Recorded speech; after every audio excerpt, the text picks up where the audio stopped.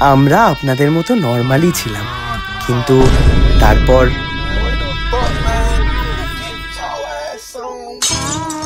পড়াশোনায় মন নেই, 3 মাস টানা পড়েছি।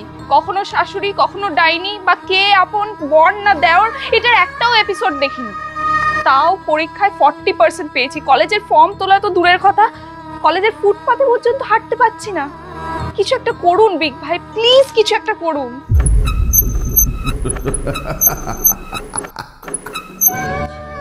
খুব খারাপ অবস্থা বিগ ভাই।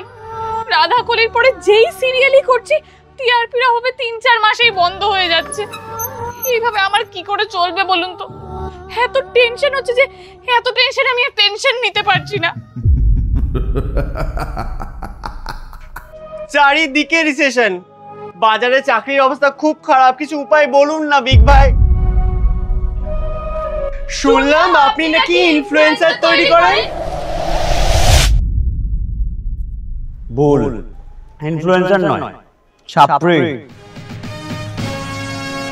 এখন ছাপরিদেরই বাজার, তাই ওয়েলকাম টু মাই ছাপরি একাডেমি। নাও, বেছে নাও নিজেদের জীবন।